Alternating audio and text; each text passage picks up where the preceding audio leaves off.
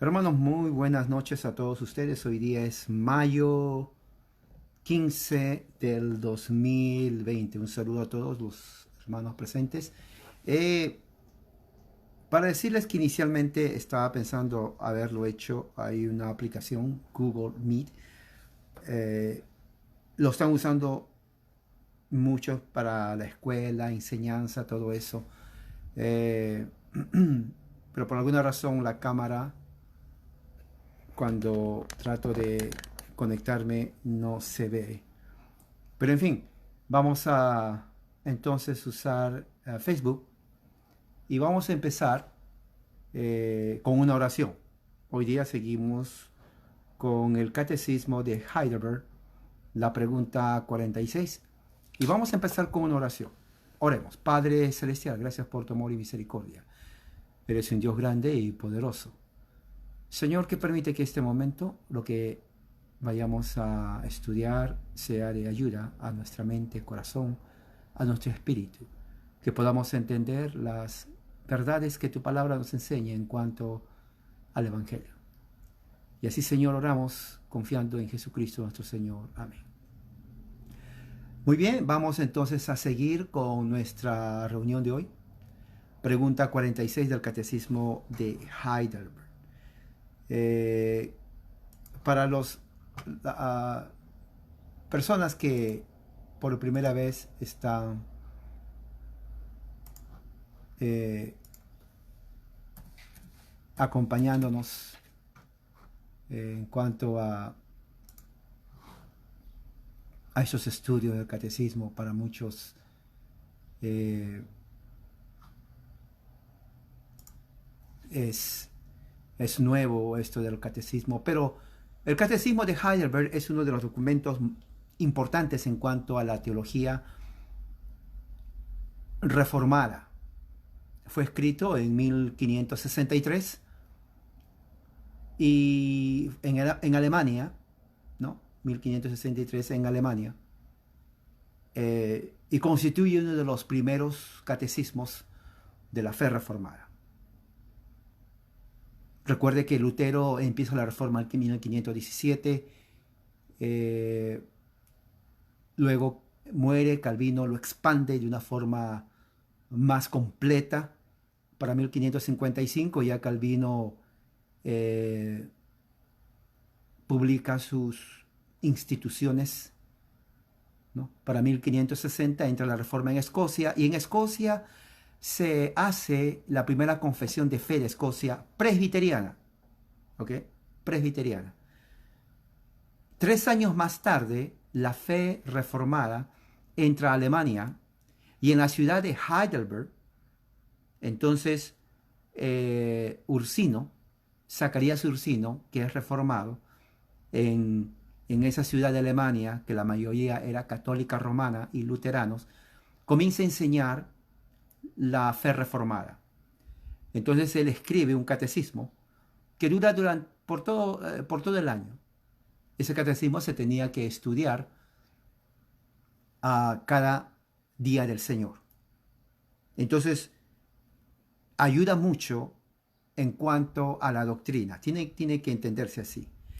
En ese tiempo no había evangelicalismo, no había pentecostal, no había bautista. Y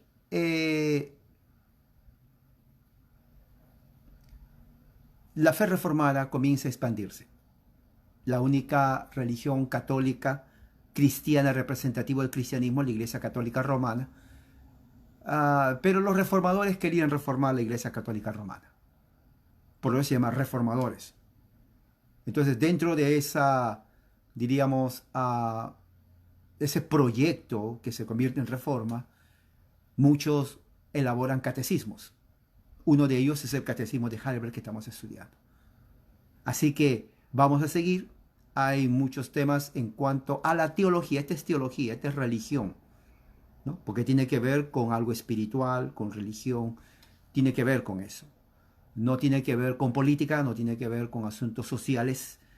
Hay algunas partes que entra, digamos, cuando se habla del magisterio civil, pero esto tiene que ver más con doctrina cristiana, que es la fe cristiana, ¿no? Entonces, vamos a leer. La pregunta de hoy es la pregunta 46 que dice, ¿qué quiere decir con la frase Él ascendió al cielo? ¿No? Él se refiere a Jesucristo. ¿Qué quiere decir la frase Él ascendió al cielo? Respuesta. Quiere decir que Cristo, mientras sus discípulos le observaban, fue llevado de la tierra al cielo y permanece allí para nuestro interés, hasta que venga nuevamente para juzgar a los vivos y a los muertos. Fíjese, ¿no? Vamos a ver. Quiere decir, Él ascendió al cielo, que Cristo, mientras sus discípulos observaban, fue llevado de la tierra al cielo y permanece allí para nuestro interés hasta que venga nuevamente para juzgar a los vivos y a los muertos. Ahora vamos a ver unos textos. Vamos a ver en Lucas 24 del 50 al 51. Tengo aquí la internet conmigo, va a ser para mí fácil. Lucas 24, si usted tiene su Biblia, lo puede buscar, si no, yo lo busco aquí. Quiero que presten atención a esto. Lucas 24, 50, 51.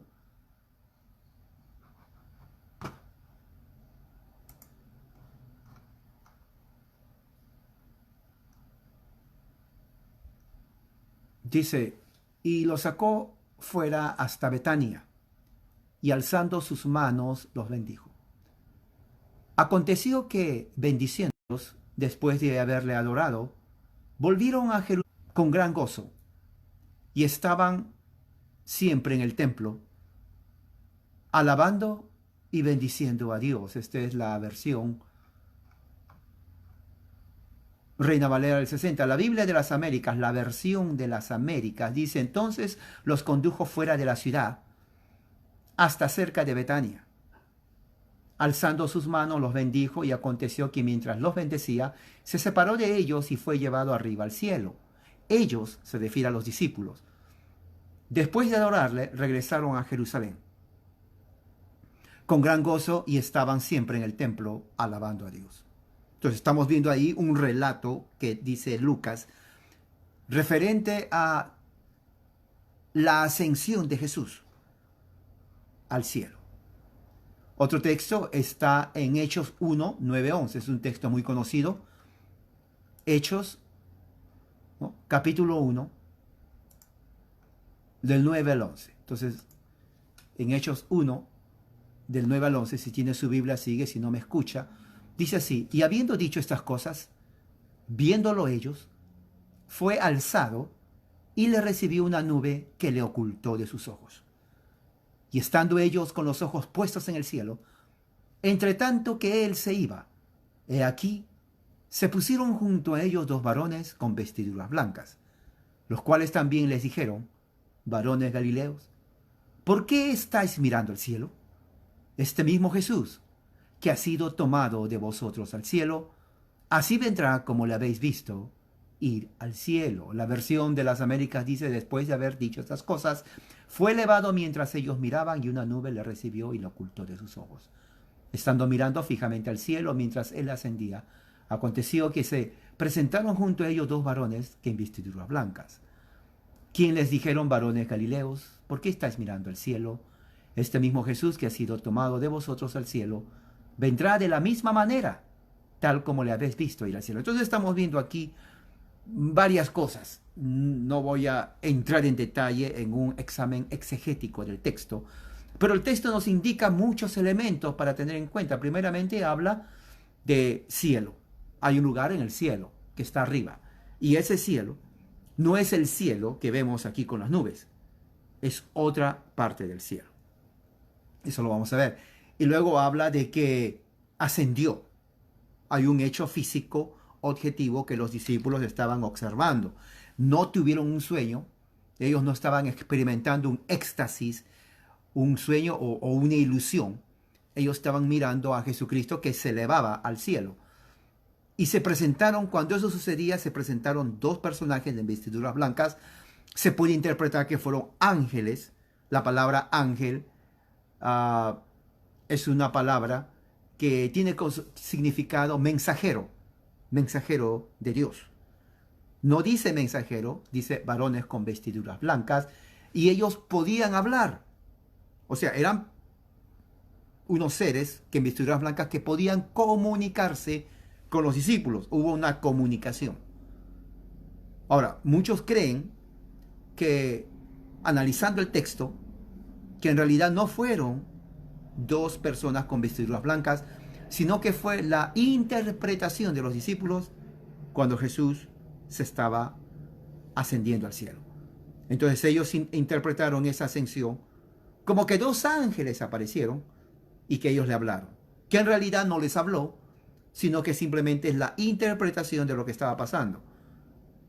Bueno, el texto no dice eso. El texto, de acuerdo a Lucas, él escribe lo que le contaron, porque Lucas, recuerde, está escribiendo. Él no estaba allí. Él preguntó a los discípulos cómo fue la ascensión de Jesús al cielo. Y los discípulos le dijeron a Lucas cómo fue la ascensión. Y le dijeron que estos seres hablaron y le dijeron varones galileos. O sea, hablaron audiblemente en griego, porque ellos no hablaron español. Recuerden, el español sí existía, pero no existía como hablamos. Era un español que si escuchamos el español del primer siglo, usted y yo no vamos a entender nada de ese español. Porque el español en 2000 años evolucionó. Bastante evolucionó. Muy bien. Entonces dice que le dijeron, ¿por qué estás mirando al cielo? O sea que hay una interacción. Los seres sabían que ellos estaban mirando al cielo. Y le dicen, ¿por qué miran al cielo? Una pregunta. Y ellos no lo responden. Se dan cuenta, en ese texto no hay respuesta. Y si hubo respuesta, no lo pone Lucas. Lucas solamente registra lo que dijeron ellos. Y dice esto, este mismo Jesús, están señalando al Jesús que ellos estaban mirando, lo cual indica que ellos no estaban viendo una visión, porque si fuera una visión, los ángeles no dirían nada, porque decían, mira, están mirando algo que yo no miro. Pero él también miraba lo que ellos miraban, objetivo, Jesús estaba elevando al cielo, algo que no hemos visto aquí, nadie ha visto, absolutamente nadie ha visto desde ese momento hasta ahora, alguien que diga, oh, yo vi a alguien que se subió hasta arriba. No, no, no, no existe eso. El que dice eso está en drogas o realmente fumó buena marihuana, porque no existe nadie que diga, yo vi a alguien que se subió al cielo. No, no, no existe. Pero aquí está registrado que Jesús sí subió, tuvo esa experiencia de subir al cielo. Y dice, este Jesús que ha sido tomado de ustedes. Ahora, fíjese la frase, tomado de ellos, lo cual significa que Jesús estaba con ellos y fue tomado. Fue llevado al cielo. Vendrá de la misma manera. Ahora, aquí, este es el elemento que quiero decir. Así como fue, así vendrá. Ahora, escuchen bien lo que dice el ángel. Yo quiero que vean esos detalles. Por eso estudiar la Biblia. Tenemos que ver todo detalle. Apúntelo, escríbalo en su cuaderno. Detalles. Los ángeles dicen, así. El así implica analogía. Como ustedes lo vieron con sus ojos. No están pensando, imaginándose. Sus ojos físicos, visibles. Así, visibles. Como lo vieron subir. Así, dice, este mismo Jesús vendrá. Ahora, bien interesante. El ángel, ustedes lo verán cuando regrese. No dice eso. Lo que el ángel dice, así como se fue, así vendrá. Bien interesante eso. Lo cual implica dos cosas. Uno, los ángeles dicen, va a venir a la tierra otra vez. De la misma manera que fue. ¿Qué manera se fue? Bueno, él se fue siendo visto. Cuando regrese, todos lo van a mirar. Pero no dice, ellos lo van a mirar. Lo cual significa que para el tiempo que regrese, ellos van a estar muertos. ¿Quiénes van a mirar a Jesús cuando regrese por la segunda vez? Tal vez usted y yo tampoco. Porque, claro, no estamos entrando en escatología, pero de acuerdo a la evidencia bíblica, tiene que haber otras condiciones más antes que regrese Jesús. Y eso no lo estamos viendo en este momento. Por lo tanto, cuando regrese en un tiempo que no vamos a estar nosotros, Él va a regresar de la misma manera que se fue, que en ese entonces, cuando esté la gente de ese entonces, tal vez van a ser sus antepasados, sus descendientes. Van a ser los nietos de los nietos de los nietos de los nietos de los nietos de sus nietos. O sea, estamos hablando de unos 200 años tal vez, no sé, quién sabe. No quiero que digan, bueno, estoy haciendo profecía, no, no. Pero cuando regrese Jesús, la gente de ese entonces le va a mirar regresar, así como los discípulos le vieron él subir. Y dice, tal como la habéis visto en el cielo. Ahí está la frase, subrayenlo. Tienen un lapicero, en su Biblia misma lo pueden poner, porque esa es la analogía, ¿no? Bien interesante, porque eso es lo que está hablando Jesús. ¿Qué otro texto está? Dice, para nuestro interés, Romanos 8:34. ¿Qué dice Romanos 8:34? Bien interesante leer las Escrituras. Hay mucho que hablar de aquí, de este texto de Jesús Ascensión. Muchísimo. Romanos 8:34 dice así en las Escrituras. El apóstol Pablo. ¿Quién es el que condenará? Mire, ¿quién es el no, o sea, cuando dice condenar se refiere al aspecto espiritual con Dios. ¿Quién nos va a condenar? Y dice ahí, Cristo es el que murió. ¿Qué respuesta es esa que nadie me va a condenar, Cristo es el que murió? Bueno, claro, porque lo que está diciendo ahí Pablo es que si Cristo no hubiera muerto, ¿quién cree usted que hubiera muerto? Usted y yo hubiéramos. Por eso dice, ¿quién va a condenar? Nosotros. ¿Ve? Dice, más aún, no quedó muerto, resucitó. O sea, se levantó de la muerte. Y dice, el que además, o sea, no solamente murió, no solamente resucitó, vino a la vida, sino que está a la diestra de Dios, o sea, ascendió a la diestra de Dios. Ahora, esos tres aspectos de Jesús debe usted subrayarlo. Esto es teología cristiana de las Escrituras. Pablo está diciendo lo siguiente, nuestra justificación ante Dios está fundamentada en tres aspectos importantes de Jesús. Uno, su muerte. Dos, su resurrección. Tres, su resurrección. Ahora, y aquí viene el sello de oro. El sello de oro. Pablo dice, la razón por la cual él murió, resucitó y ascendió al cielo, no es para que esté solamente con el Padre. Mire lo que dice ahí. Dice, el que también intercede por nosotros. Entonces, en un solo versículo, Romanos, un solo texto, estamos viendo la razón por la cual Jesucristo vino al mundo. Estamos viendo el ministerio de Cristo resumido en una frase. Si alguien le pregunta a usted, explícame por qué, o de esta forma mejor, explícame desde las Escrituras, ¿para qué vino Jesús? Usted que está escuchando esta clase, no se va a quedar pensando, a ver, déjame pensar, yo no sé nada, te voy a responder después. No, no diga eso. Usted de una manera rápida, firme, con convicción, abre la Biblia en Romanos 8:34. Un solo texto. Uno. Y dice, ¿quién es el que condenará? Jesús murió. Jesús resucitó. Jesús ascendió a la diestra del Padre para interceder por nosotros, su pueblo. Ese es el Evangelio. Ya resumió. Los 4 Evangelios están resumidos en el versículo 34. ¿Sabía usted eso? No lo sabía, ahora lo sabe.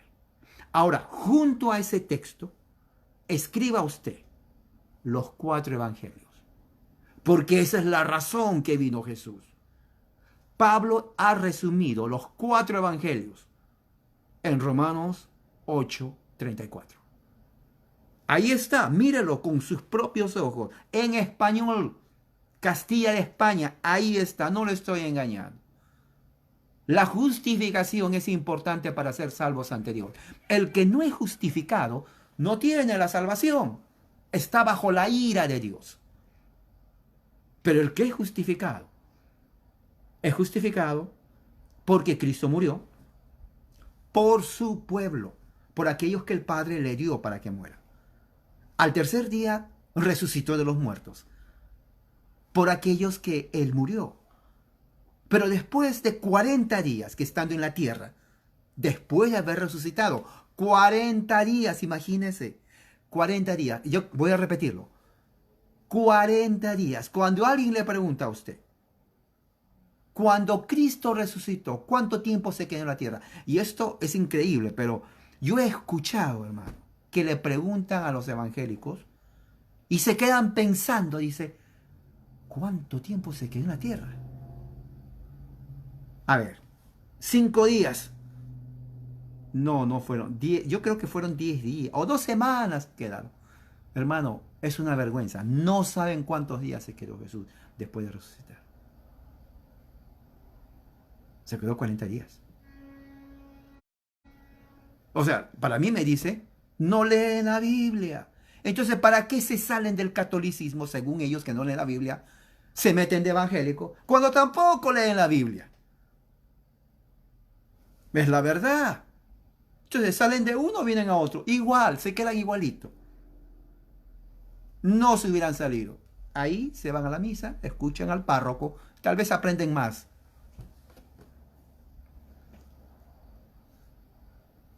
Romanos 8:34 es el texto clave. Grábeselo de memoria, memorícelo. Es un texto. Ya sería el colmo que usted no sea evangélico, amigo pentecostal. Sí, por eso se hizo pentecostal evangélico, porque no quiere ser católico, porque ahí no se lee la Biblia. Bueno, pues ahora aquí sí lea la Biblia. ¿No? Por eso dicen, muchos dicen eso, oh, yo me salí de ahí porque no leen la Biblia. Bueno, acá tampoco lees la Biblia. Bueno, ahora conmigo vamos a leer la Biblia. Y va a aprender. Romanos 8:34. Ahí está el ministerio de Jesús. Y su significado teológico. ¿Qué significa significado teológico? Significado teológico significa lo que está detrás del hecho. Lo voy a poner como ejemplo, porque voy a tener que hablar un lenguaje despacio, un lenguaje que ustedes me entiendan. Cuando se lee la Biblia, hay dos cosas importantes. Lo primero que uno lee es lo que está narrado ahí, una narrativa. ¿Qué es una narrativa? Narrativa es la secuencia de los hechos. ¿Ok? Narrar. Cuando alguien dice, a ver, cuéntame cómo te fue en el viaje que fuiste a tal parte. Y usted, bueno, yo tomé el viaje. Está narrando su historia. Bueno, aquí es la narrativa.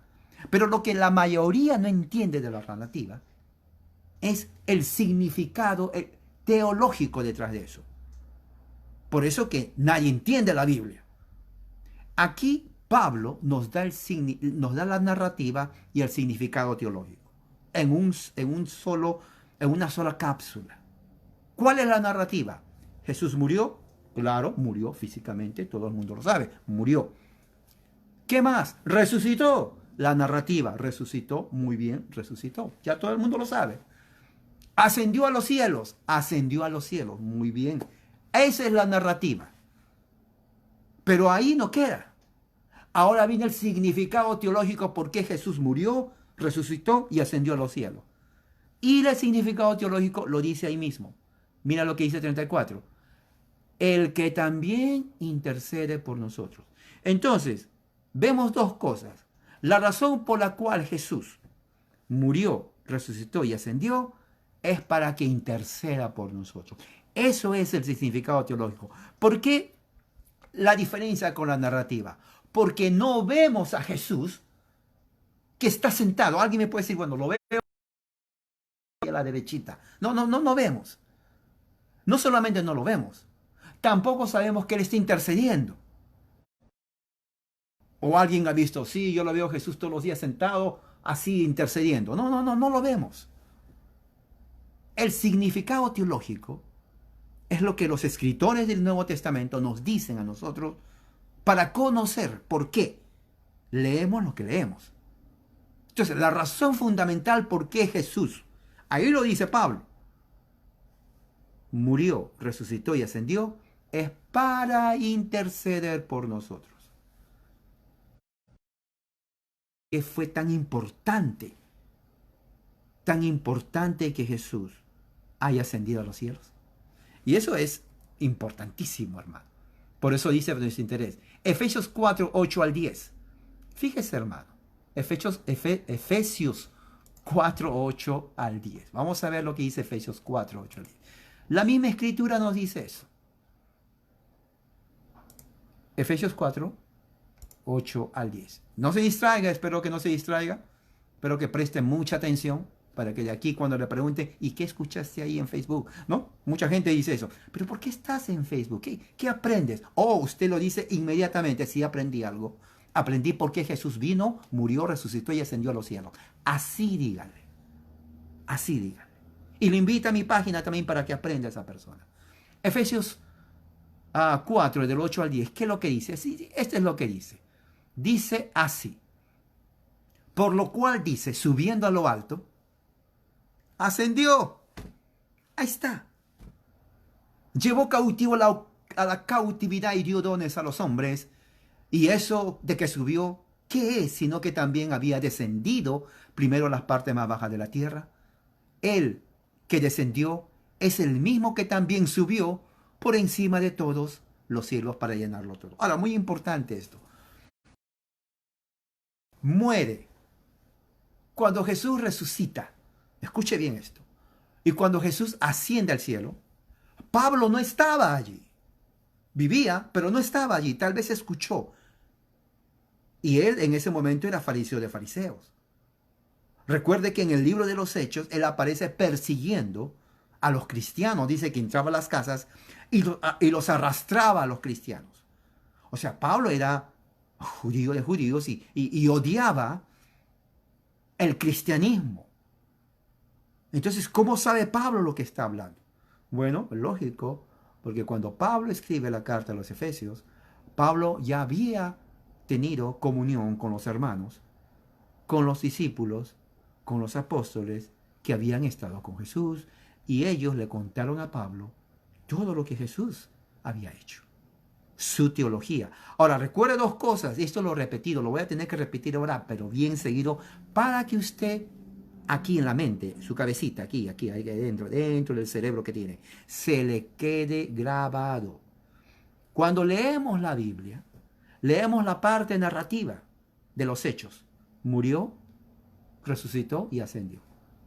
Lo que sí no sabemos, y muchos no saben, es la parte teológica. Y esa parte teológica es importante. ¿Por qué? Porque si solo sabemos que Jesús, sí, yo sé que murió. Ahí dicen que resucitó, pero quién sabe. Y lo peor, dicen que se fue al cielo. No, no se sabe. Bueno, entonces, como dice Pablo en 1 Corintios 15, nuestra fe no sirve para nada. Ahora, la parte teológica que estamos estudiando ahora es importante porque es de fe. ¿Qué significa de fe? Porque no lo vemos. Por ejemplo, ¿alguien de nosotros estuvo presente cuando Jesús murió? No. Lo sabemos por el relato de los evangelios. Por los testigos que estuvieron ahí. Entonces nosotros decimos, bueno, si ellos lo dijeron, es verdad. O sea, creemos. O sea, si alguien dice, a ver, demuéstrame que Jesús murió.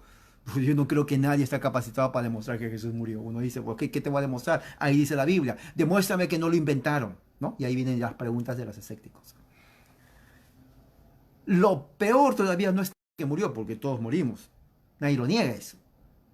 Es que resucitó, ahí se pone más difícil todavía, porque dice, ¿cómo que un muerto va a resucitar? Entonces hay teorías y dicen, bueno, en realidad no resucitó. Jesús no murió. Se desmayó en la cruz porque perdió sangre. Entonces, al perder sangre, pues se desmayó. Lo pensaron que era muerto, que se había muerto, le ponen en la tumba, vuelve a la vida porque nunca murió. Entonces cuando sale, pues dijeron, resucitó. Por eso él dijo, mira, pon aquí, Tomás, tu mano en los huecos de mi mano, porque un espíritu no tiene carne. Ya ves, ahí está la prueba. Jesús no murió, se desmayó. Y volvió a la vida porque, bueno, en realidad no volvió a la vida, simplemente otra vez consciente y otra vez vive. Y cuando muere, vivió solamente 40 días, porque tuvo que morir. Sus discípulos pensaron que se fue al cielo. Así. Esa es la explicación humanista, ¿no? Y tiene sentido desde el punto de vista humano, porque dicen, bueno, si creemos que nadie resucita, pues se habrá desmayado. Y es más, hay casos médicos clínicos comprobados, ¿no? Que personas aparentemente mueren, el pulso ya no les da más, el corazón deja de latir, los signos vitales como que dejan de trabajar, pero después de un tiempo de horas o minutos, vuelven otra vez a la vida. Pero ¿qué pasó? Milagro, resucitó. Es un milagro, vino a la vida. Bueno, en realidad nunca murió. Esa es la verdad. Hubo casos, y sí hay casos comprobados clínicos. Pero lo terrible más es que, se fue al cielo. Pues hermano, ¿quién ha visto a alguien subir al cielo?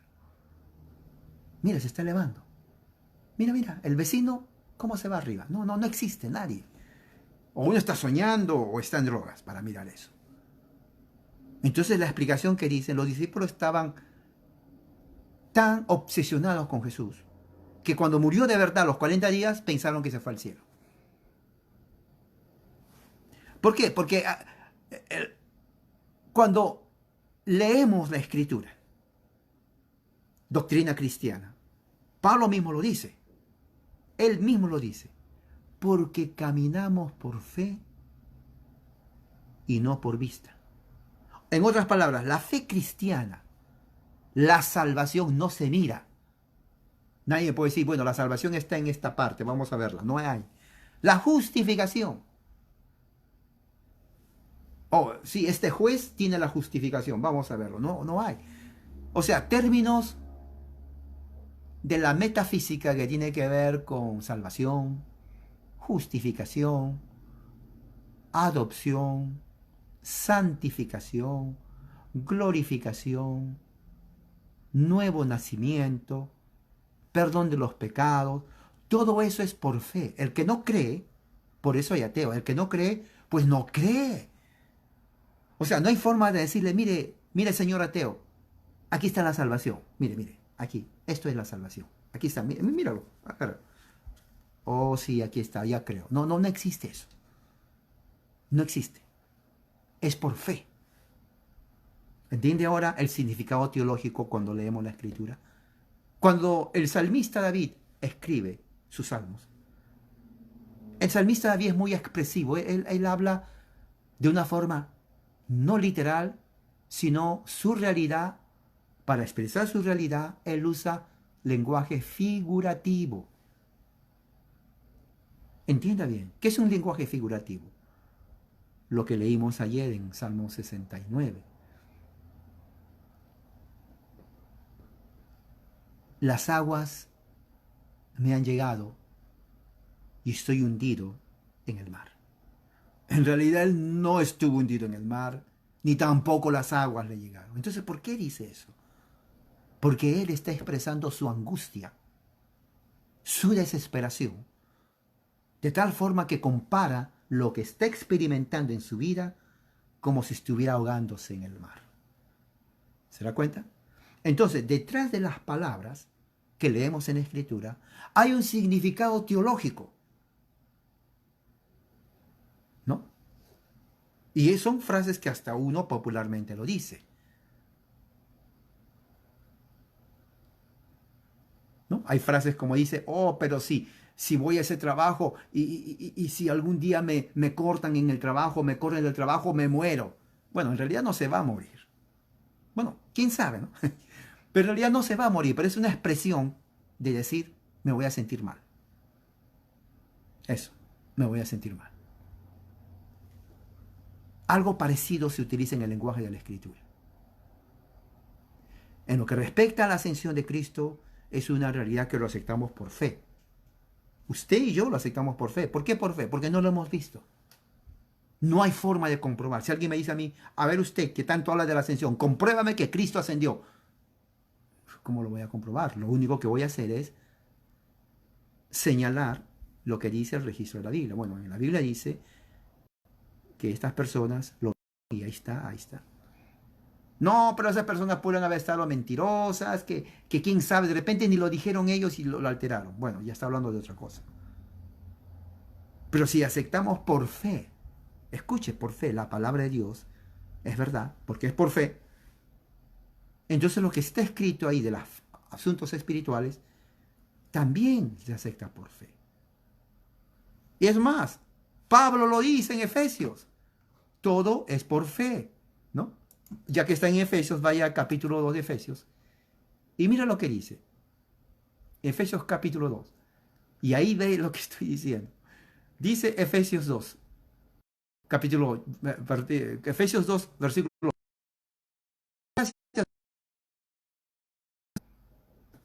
¿Por medio de qué? Ahí dice. ¿Por medio de qué? ¿Por qué somos salvos? ¿Por medio de qué? Yo le pregunto a este. ¿De qué sabor? Si es pesado, liviano, grande, pequeño. Usted ha visto la fe. Si alguien le dice a usted, a ver, muéstrame tu fe. Bueno, no sé dónde lo tengo en el bolsillo, no sé. No hay forma. No hay forma. Lo único que la Biblia dice, que la verdadera fe se expresa en una actitud buena y obras positivas y buenas. Y las obras se ve, por ejemplo, si alguien está enfermo, le alimentamos a la persona, hambriento, le alimentamos. La gente va a ver, mira cómo le da un pan, ¿no? Cómo le da un pan con jamón a esa persona hambrienta. Él va a ver el hecho que se le está ayudando.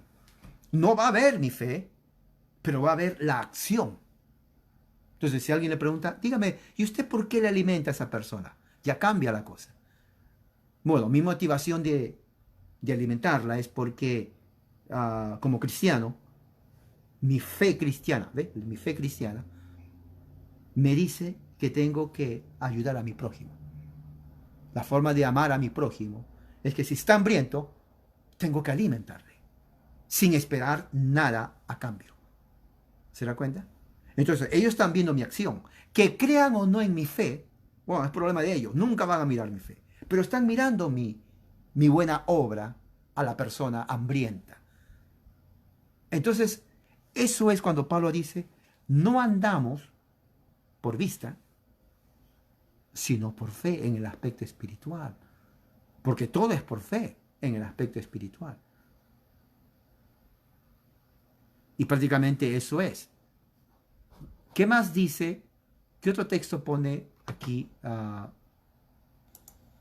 el texto? Hebreos 7, 23, 25. Vamos a Hebreos 7, 23, 25. ¿Qué dice Hebreos? Hebreos 7,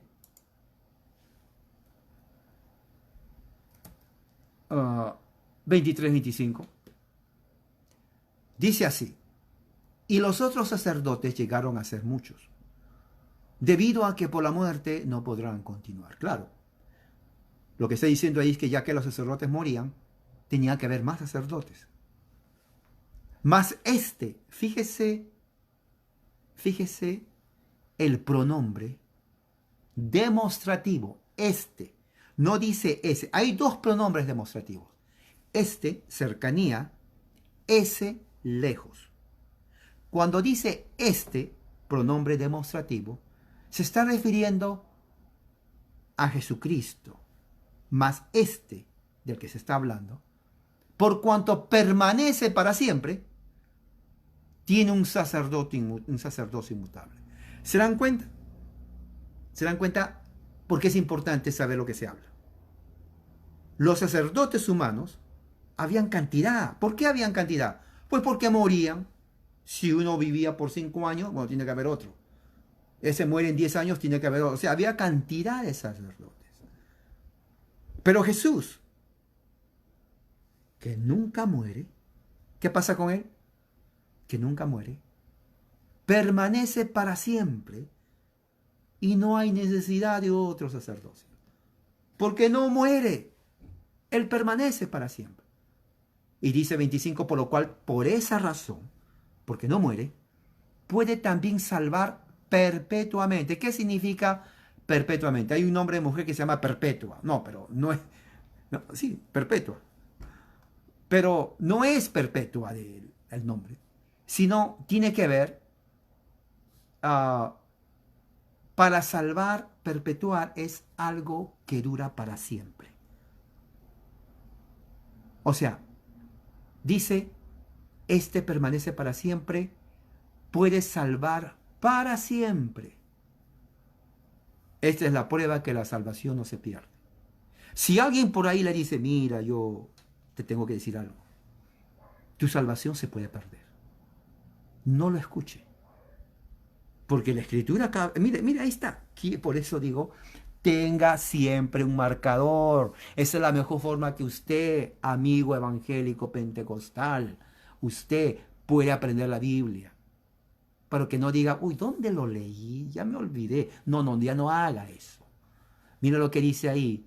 Dice, permanece para siempre, tiene un sacerdocio inmutable, salva para siempre a los que se acercan a él. O sea, no dice, los va a salvar temporalmente. Si se portan bien, está bien. Pero si se portan mal, ahí pierden la salvación. No dice eso. Porque la salvación no es por obras. Ahora entiende por qué dice que es por fe. Porque si fuera por obras, nadie, créame, absolutamente nadie, nadie sería salvo. En el primer minuto que uno dice, creo en ti, ya perdió la salvación. ¿Por qué? Cometemos pecado. Sí. Porque no dice la Biblia, el pecado es separación entre Dios y el hombre. Entonces, si creemos en Jesús y la salvación es por mi obra, ya no soy salvo. Ni usted tampoco es salvo.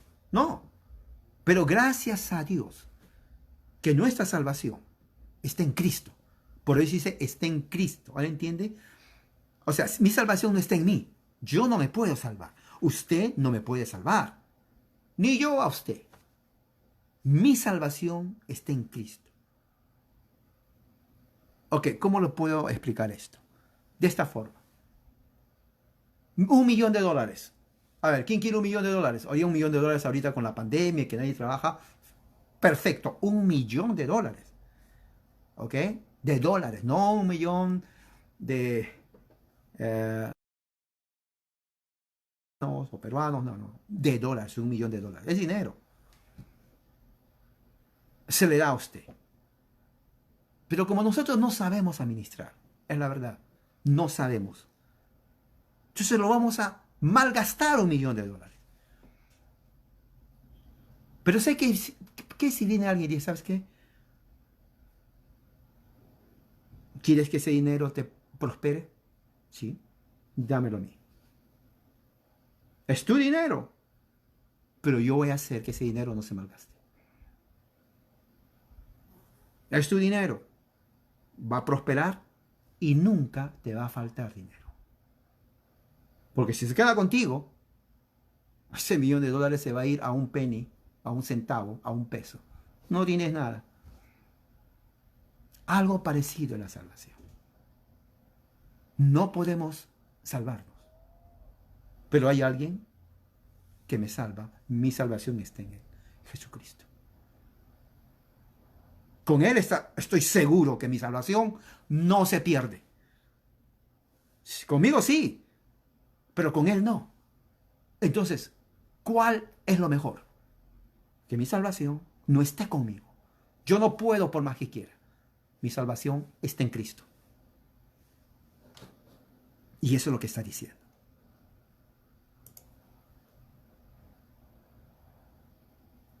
El mismo libro de Hebreos, capítulo 9, versículo 34, 24. Hebreos 9, 24, mira lo que dice. Un solo texto. Se puede leer todos los textos, pero no es... me llevaría tal vez 5 horas y muchos se van a dormir y se van a enojar conmigo.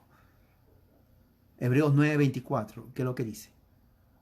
Porque no entró Cristo. Escuche bien eso. Yo quiero que la palabra, hermano, el lenguaje es clave para entender. ¿Por qué? El por qué es explicación. ¿Ok? El por qué es explicación. Nos está explicando. No entró Cristo en el santuario hecho de mano. ¿Ok? No entró. O sea, ¿qué santuario hecho de mano? Lo que el hombre construye. Allí no entró Jesús. Más bien, eso es una figura de lo venidero, o sea, algo simbólico de lo que va a venir. Si no, el si no es una conjunción de contraste. Cuando uno habla y quiere hacer un contraste y decir, ¿sabes qué? Yo no he venido a comer, sino a hacer otra cosa. ¿Se dan cuenta? O sea, explica la razón de algo.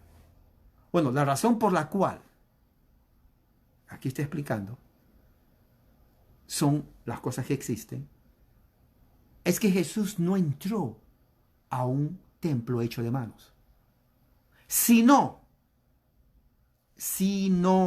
recuerde, haga un círculo y sino, entró en el cielo mismo. Ahora, eso es algo que muchos tampoco saben. Si alguien le pregunta a usted, ¿dónde está Jesús? En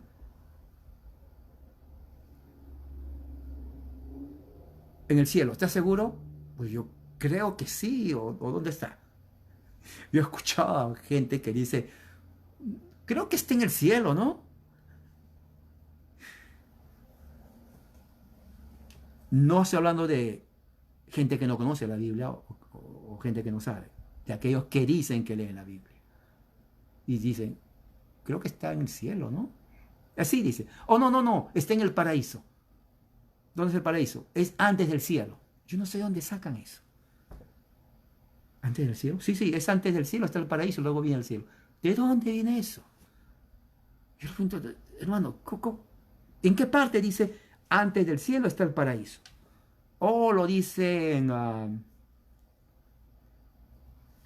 se lo voy a decir cuando encuentre. Pues no existe. Ahí dice, él entró al cielo mismo. ¿Para qué? Para presentarse ahora por nosotros. Romanos 8:34. La razón por la cual Jesús ascendió al cielo es para nuestro interés, sus hijos. Ahí lo dice, léalo para que no diga, oh, la vamos a hacer inventó. Yo no invento nada. Mire, léalo, por favor, se lo suplico encarecidamente para el bien de usted. Mira lo que dice. Entró en el cielo mismo para presentarse ahora, tiempo presente, por nosotros, ante Dios el Padre. No para ofrecerse muchas veces, como hace la hostia católica, ¿no? En la misa, yo he sido católico, el Padre ahí con la hostia, blanquita, redondita, la ponían en la boca. Ellos, en la misa, dicen que ese es el cuerpo físico literal de Jesucristo. O sea, lo están sacrificando millones de veces a Jesús. Eso es una herejía de los amigos católicos. Si usted es católico, con respeto le digo a usted, eso no es cierto. Eso no es cierto. Jesucristo no está en una galleta blanca. Esa galleta blanca no se convierte en la carne o el cuerpo de Cristo, como dicen la teología católica romana. Eso es teología, ¿ok?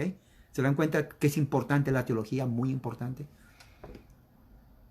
Dice aquí, Él entró para siempre al lugar santísimo con su propia sangre, no con sangre ajena. De otra manera, 26, hubiera sido necesario que padezca muchas veces desde el principio del mundo. Hermano, aquí está la refutación a la misa católica romana. en su familia. No, no discuta con él. Él cree en Cristo. Sí, él cree en Cristo. Sí, le va a decir, oh, yo creo en Cristo. Y claro, le va a decir también la Virgen María, que diga lo que diga. Pero está equivocado. Entonces, al igual que uno habla con un pentecostal que dice que hay que hablar en lenguas, lo cual la Biblia no dice eso para hacer salvo, al igual a un amigo católico se le tiene que hablar.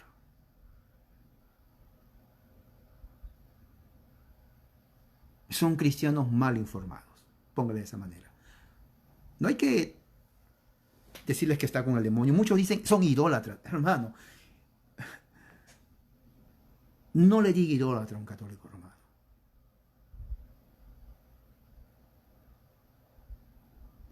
La tendencia al evangélico que deja el catolicismo es, oh, son idólatras porque a la Virgen María y a la cantidad de santos.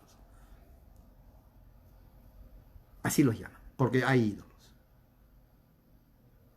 Pero el idólatra en la Biblia es el que adora a otro Dios.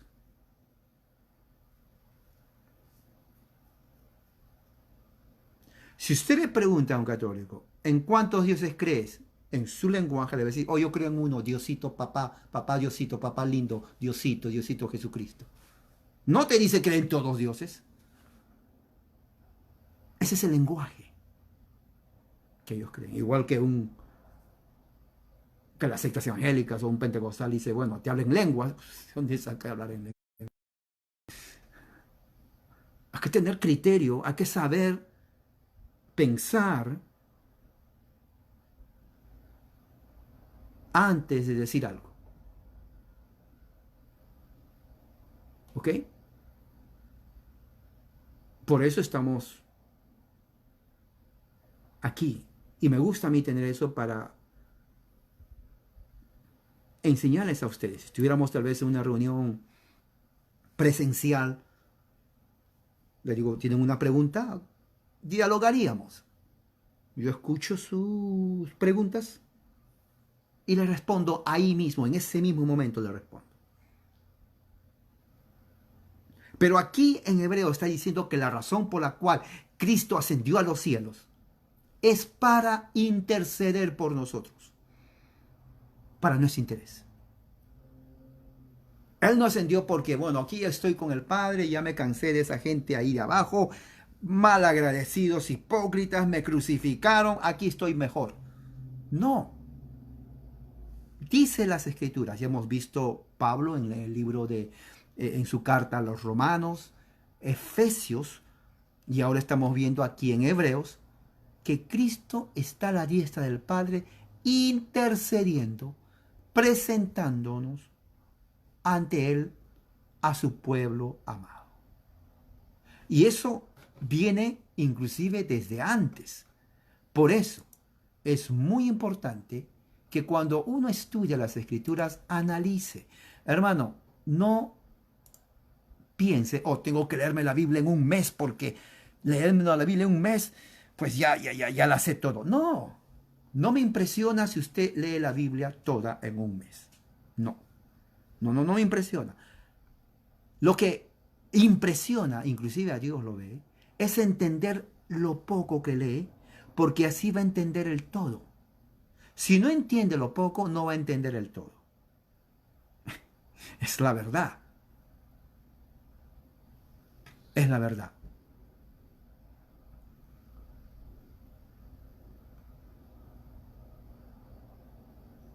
Juan 17, capítulo 17. Jesús hace esta oración, una de las más profundas oraciones. Y con esto voy a terminar, no se preocupen. Con esto voy a terminar. Juan 17 es una de los pasajes, los capítulos en el Evangelio de Juan, con profundidad teológica en cuanto a la cristología, a la relación que tiene Dios con su Padre y a la relación que tiene Dios con el pueblo de Dios.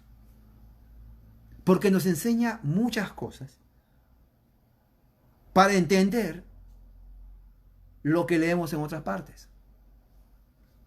Y quiero solamente llamar la atención a algunos puntos en Juan 17.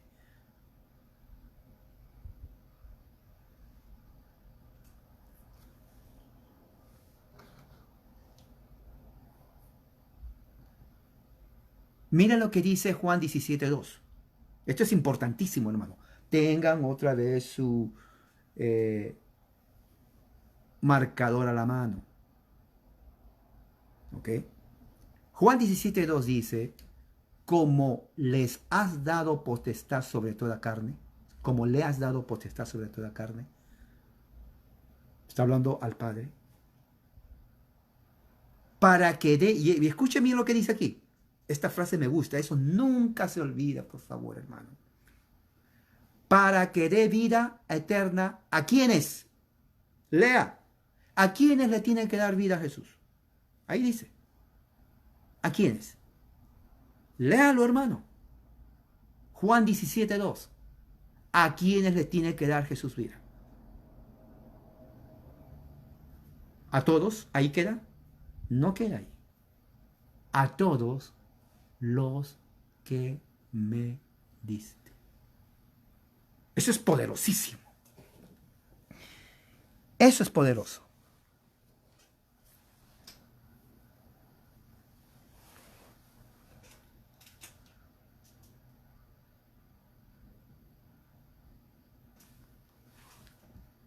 Versículo 1, para entenderlo. Y Juan dice, él está escribiendo este evangelio. Juan recordando dice que Jesús levantando los ojos al cielo, orando, dijo, Padre, la hora ha llegado. Ahora, este es un drama que se desenvuelve en la vida de Jesús. Es un drama, es algo dramático. Esta parte, esta sección de Juan 17 es dramático. Es un drama. Jesús está sintiendo el dolor en su alma. O sea, como persona Jesús no quería morir. A ver, alguien de aquí quiere morir, tal vez alguien que esté, inclusive los que se suicidan no es que quieren morir, pero claro, ya llegan a un momento en la vida del suicida. Sí, ellos no creen que agarran eso y se matan. Hay un proceso en la mente de la persona que se suicida. Hay un proceso en donde él sale de su realidad y se transporta a otra realidad. Es la verdad. La mujer o el hombre que se suicida, hay más hombres que se suicidan, antes que se suicide, salen de esa realidad real y entran a otra realidad en donde para ellos ya es fácil quitarse la vida. Todo suicida tiene esa experiencia. Salen de la realidad que uno está viviendo, entran a una realidad falsa, producto de su problema emocional, de su trauma. Y en ese momento, cuando ya pasan ese límite, ya no hay retorno. Escúchame bien, ya no hay retorno. Por eso, cuando una persona está en depresión, uno no le puede dejar sola a la persona.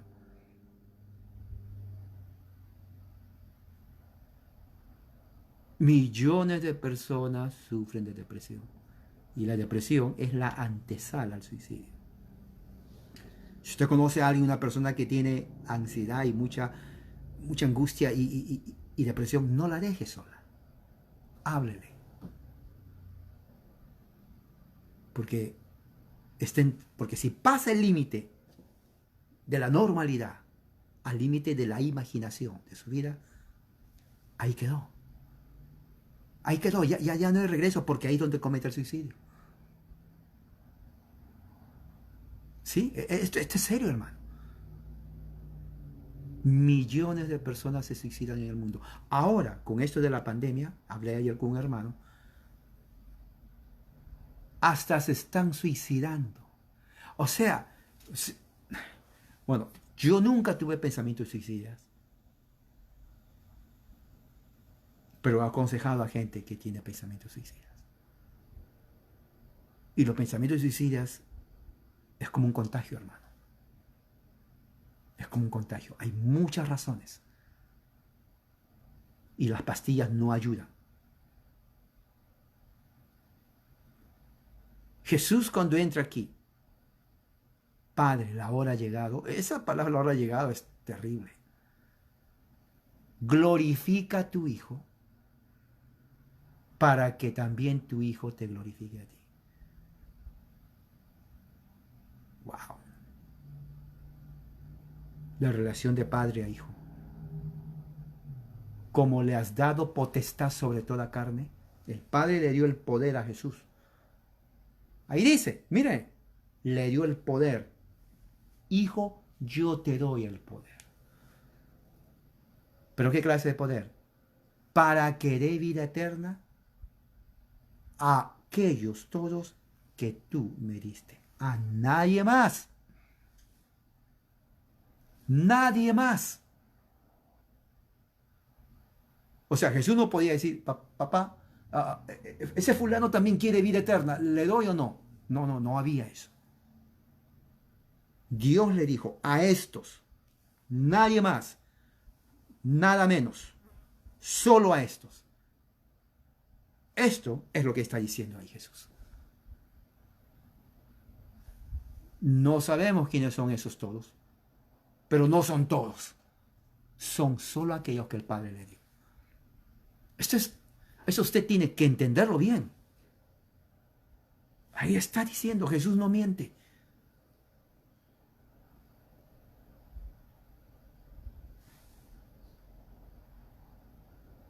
Ahora, otra cosa que dice, versículo 6. He manifestado tu nombre a los hombres que del mundo me diste. Ahora, lean bien otra vez conmigo, despacio, ¿ok? Me dicen por ahí, hable despacio. Ok, voy a hablar despacio. He manifestado tu nombre, versículo 6.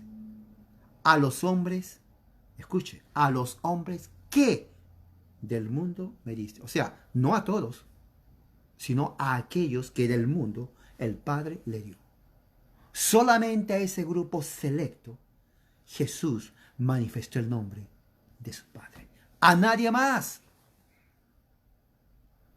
Léalo, subráyalo. A nadie más, léalo. Jesús manifestó el nombre del Padre. No a todo el mundo, sino al grupo que salió del mundo escogido por el Padre. Nadie más.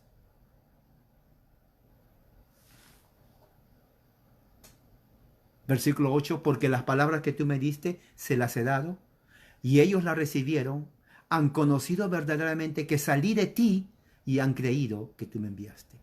Completo la obra de redención. Completo. La redención de Dios no es incompleta. La redención de Dios es completa, hermanos. Tiene que entenderlo. O sea, si mira lo que dice el texto. Y dice,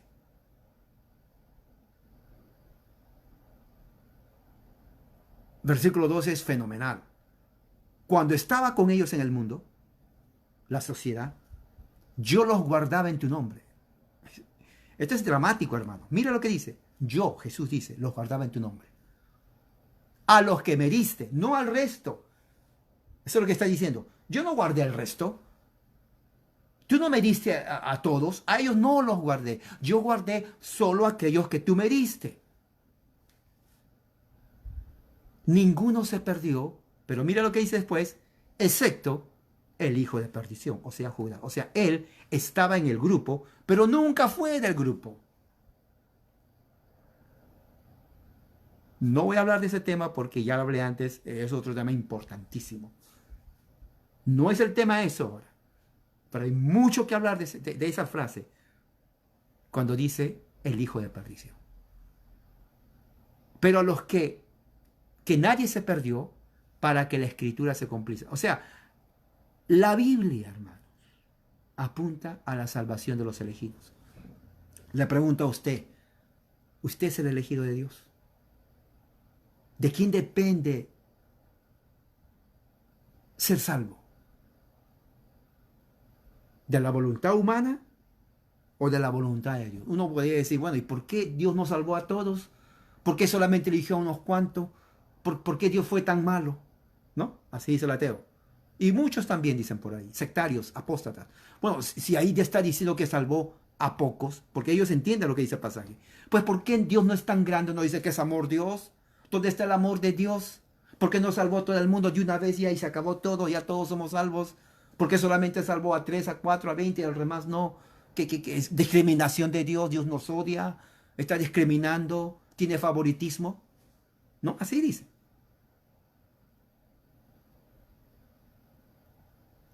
Parece lógico. Si Dios es Dios, ¿por qué no salvó de una vez a todos? Se acabó todo esto. Al cielo ya no hay problemas, no hay pandemias, no hay enfermedades, no hay desastres naturales, no hay muerte, no hay miseria, no hay dolor, no hay depresión, no hay angustia, no hay ninguna de esas cosas. ¿No han leído ustedes eso? Cómo la gente se, se, se desespera.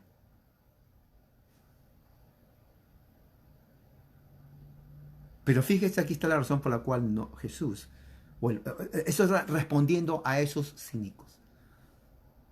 14. Yo les he dado tu palabra. ¿Y qué pasó? El mundo los aborreció. Ya está. Caso cerrado, hermano. Caso cerrado. Jesús dio la palabra de Dios. El mundo no solamente lo rechazó, lo aborreció. Y dice, porque no son del mundo. Esa es la razón. Como tampoco yo soy del mundo. Ahora, eso es muy importante.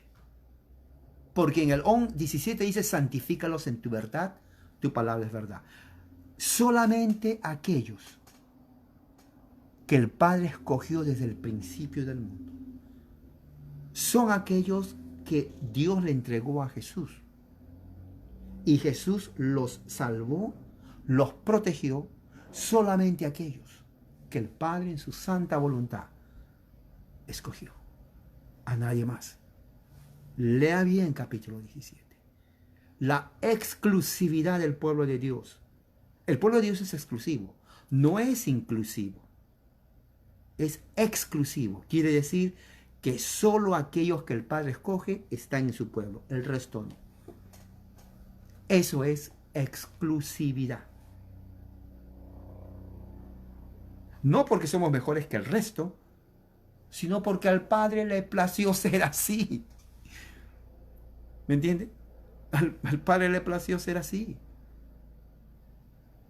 Yo no busqué a Dios por mi cuenta, usted tampoco.